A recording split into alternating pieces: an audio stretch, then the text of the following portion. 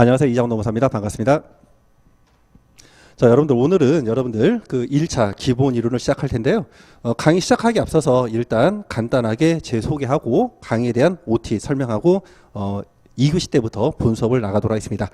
저는 이제 한양대 법대 졸업했고요. 이제 강의는 올해까지 만 10년차 강의를 하고 있고 23기 그 공인노무사고요. 그리고 강의 외에 기타 컨설팅도 많이 하고 있습니다. 자, 여기서 보시면요. 공부하실 때 1차하고 2차를 따로따로 하시는 분들이 많은데요. 1차하고 2차는 서로 연계가 되기 때문에 가급적이면 1차, 2차를 한 강사분한테 들으면 플러스 시너지 효과가 있습니다. 그래서 간단하게 제 소개하면은 2차 교재로 노동법 요해책 그리고 판례집과 사례집이 다 준비가 되어 있고요. 그리고 1차 책으로도 이제 기본서가 있고 또 객관식 문제집이 있고요. 또 여러분들이 좋아하고 있는 이제 마무리 특강이라던가 또 판례 특강 이런 것들도 준비가 되어 있습니다. 일단 간단하게 공인노무사 시험에 처음 1차 기본이론에서 처음 공부하시는 분들이 있을 거예요. 그래서 간단하게 공인노무사 시험 제도에 대해서 설명해 드리면 일단 1차 과목은요. 노동법이 노동법 1과 노동법 2로 나눠지고요. 그리고 민법, 그리고 사회보장법, 그리고 선택 과목에서 총 5과목인데 과거에는 이게 25문제가 나오면서 이제 100점 문제였죠. 근데 이게 작년부터요. 40문제로 늘어납니다. 그래서 평균 60을 맞아야 되는데 과거에는요. 공부를 하실 때 소위 전략적 공부를 합니다. 평균 60이니까 여기 보시면은 2차 과목에서는요. 노동법 1, 2가 합쳐가지고 노동법으로 통합됩니다. 이유는 간단합니다. 2차에서는요. 법전을 줍니다. 그럼 법전을 베끼는 문제가 나와야 안 나와요? 안 나온다는 거죠. 모든 문제가 판례에 대한 사실관계를 주고 판례 법률 쓰는 문제가 나옵니다. 그러면 여기에 있는 노1, 노2에 있는 법률 문제 영역들은요. 출제가 안 되겠죠. 그러다 보니까 이 노동법 1에서 2차에서 100점짜리를 못 만들어요. 만들 수가 없어요. 그러다 보니까 분량을 줄어들고 노1, 노2에서 각각 75점, 75점에서 얘가 150점, 100점이 되는 겁니다. 이해가 되셨죠? 그래서 노동법이 2차에서는 양이 줄어든다. 근데 사람들은 이거를 노동법이 양이 많다 이렇게 착각하는 거예요. 그게 아니라 두 과목이 한 과목으로 통합되면서 양이 줄어들었다. 그렇게 전략적으로 접근하시면 되고 그래서 이제 어떻게 하느냐 2차에서 어차피 노동법을 해 그럼 여기서 노동법이 겹치죠.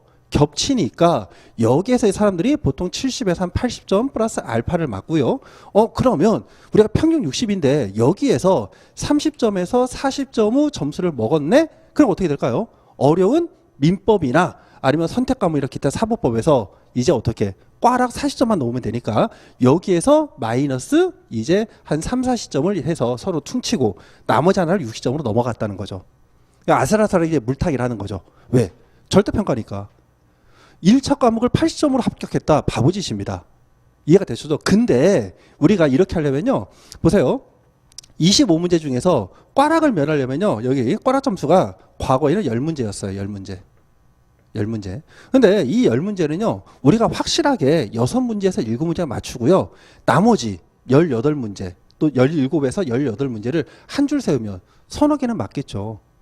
예, 담 떨리면 이집 못하고. 담이 담다다라면, 나이 이거 찍으면 맞아. 하고 한 줄 세우면요, 실제로 맞아요. 실제로. 그러니까 1차는 넘기가 되게 쉬웠어. 근데 지금은요, 이게 없어져 버렸죠. 지금 어떻게 돼? 꽈락이요. 40문제가 되다 보니까 16개를 맞아야 돼요. 40문제에서 16개를 맞으려면요. 찍어서는 절대 못 넣습니다. 공부를 해야 돼요. 분량을 많이 나오는 빈출만 내가 잘라가지고 예를 들어서 시험범위가 전체 10이다. 그러면 나는 40점만 넣으면 되니까 6은 버리고 나머지 3만 공부하겠다. 이런 전략이 여기서는 안 통한다는 거예요. 과거에 25문제 볼 때는 이런 전략이 통했어요. 왜? 6개, 7개니까. 예를 들어서 민법을 본다. 그러면 민법에서 민법 총칙만 공부합니다. 민법 총칙에서 12개에서 13개가 나오거든요. 그럼 민법 총칙만 달달 공부하면 6개, 7개 맞추겠지. 12개에서.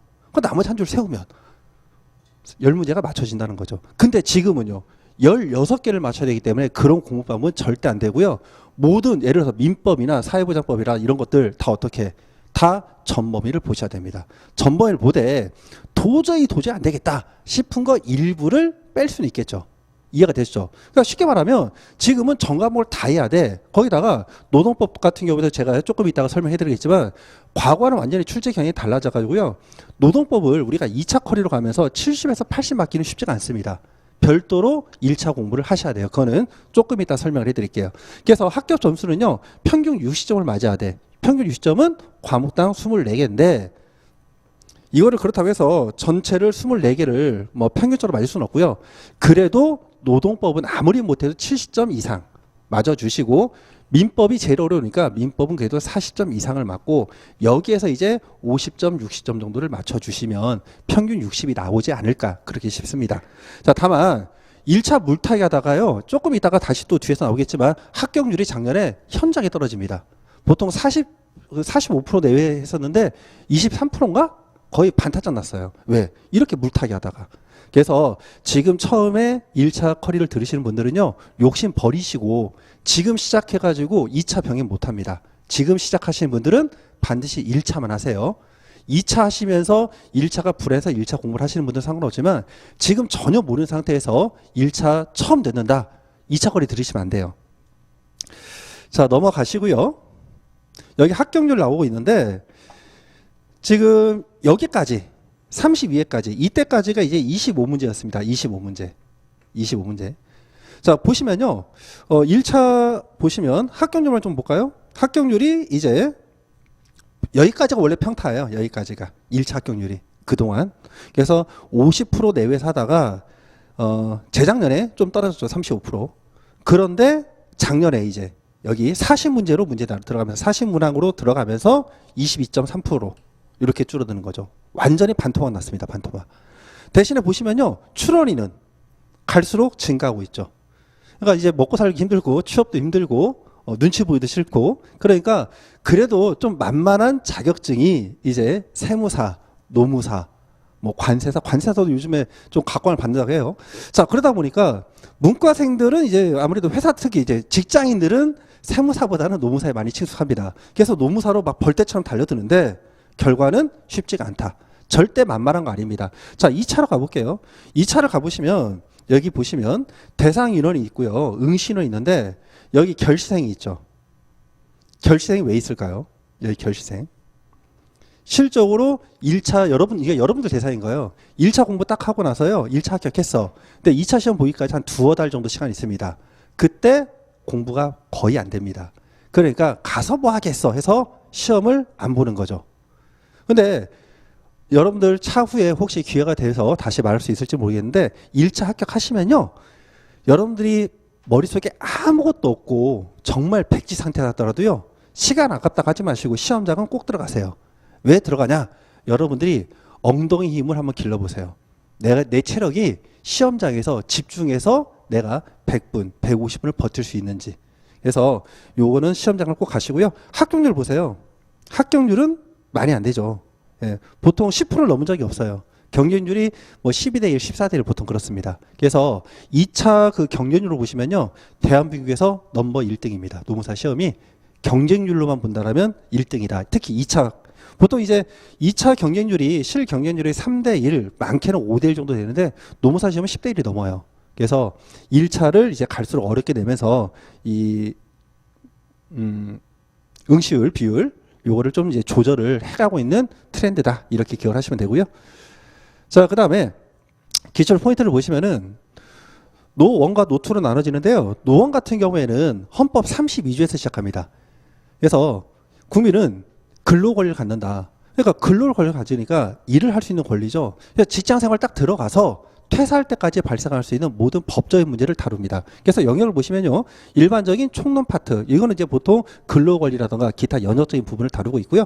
그 다음에 우리가 회사 들어가서 나올 때까지니까 처음에 들어가서 근로계약서 어떻게 쓰는지, 그리고 근로계약서 쓸 때 지켜야 될 법 룰들이 무엇인지, 그래서 뭐 균등처우라던가 또는 뭐 기타 인권보장에 관련된 것들, 그런 것들이 나오는 거고요.